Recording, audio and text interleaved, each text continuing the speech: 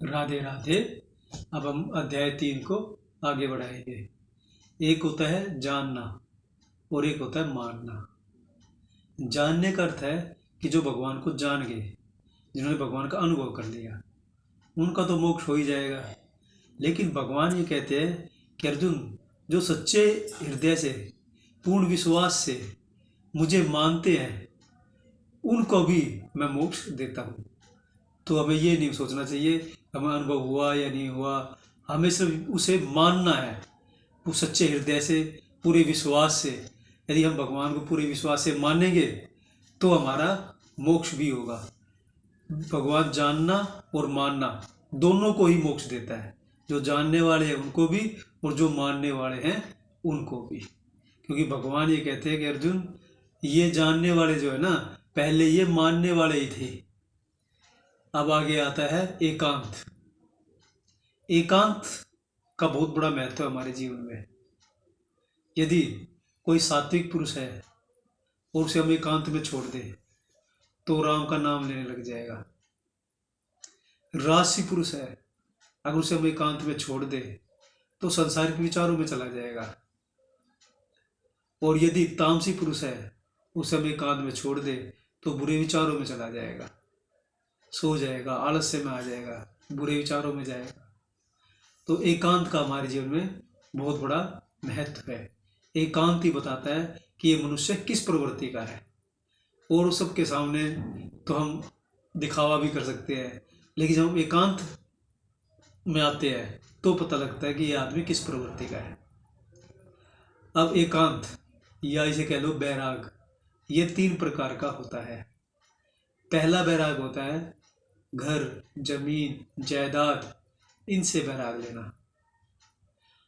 भगवान कहते हैं कि अर्जुन, हमें घर, जमीन, जायदाद इनका इस्तेमाल करना चाहिए, लेकिन इनको देख देख के नहीं जीना चाहिए।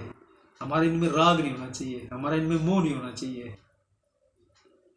और जो भी मिलता है हमें भाग्य से मिलता है, भाग्य से ज़्यादा कभी किसी को नहीं मिलता। और फिर भगवान कहते हैं, डराते भी हैं कि यदि अंत समय में, मृत्यु के समय किसी के अंदर ये भाव आ जाए कि हाय मेरा मकान, मेरा मकान, तो भगवान कहते हैं ठीक है भाई, तू मकान ही ले ले। और उसे दीवार पे चलने वाला कीड़ा बना देते हैं कि ले तू मकान पे है, या मकान की नींव में रहने वाला कीड़ा बना देते हैं। इसलिए हमने जो हमें घर, जमीन, जायदाद मिला है उनका इस्तेमाल करना चाहिए, लेकिन हमारी आसक्ति उनमें नहीं होनी चाहिए, हमारा खिंचाव उनमें नहीं होना चाहिए। खिंचाव सिर्फ भगवान की तरफ होना चाहिए, परमात्मा की तरफ होना चाहिए, अपने इष्ट की तरफ होना चाहिए। अब आगे आता है दूसरा बैराग, वो होता है अपने परिवार से बैराग लेना। अपने परिवार से बैराग लेने का अर्थ ये नहीं होता कि हम अपने परिवार को छोड़ के भाग जाए। हमने अपने परिवार के सदस्य जितने भी हैं उनकी सेवा करनी है, उनसे करवानी नहीं, तो हमारे अंदर अपने आप ही बैराग आ जाएगा। मान लो एक साधक है, वो बाहर चला गया, घर छोड़ के वनों में चला गया, और उसे वहाँ पे अपने घर की याद आ रही है, तो उसका वनों में जाना बेकार है। और एक साधक जो अपने घर में रह रहा है और घर में रहते हुए भी अपने परिवार से बैराग लिए हुए है, तो उसका भी वनों में जाना बेकार है, घर ही उसका वन हो गए। तो अपने परिवार से बैराग लेना का अर्थ है कि हम अपने परिवार के सदस्यों की सेवा करें, उनसे करवाए नहीं। ये बैराग, पहले बैराग जो घर, जमीन, जायदाद से होता है, उससे ये कठिन बैराग है। अब आता है तीसरा बैराग। तीसरा बैराग होता है अपने आप से बैराग लेना, अपने शरीर से बैराग लेना। ये वास्तविक बैराग है। अगर ये बैराग आ गया तो पहले जो 2 बैराग हैं वे अपने आप आ जाएंगे, हमें उन्हें लाने की जरूरत नहीं है।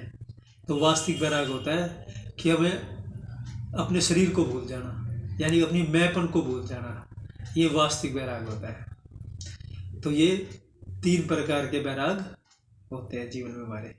राधे राधे।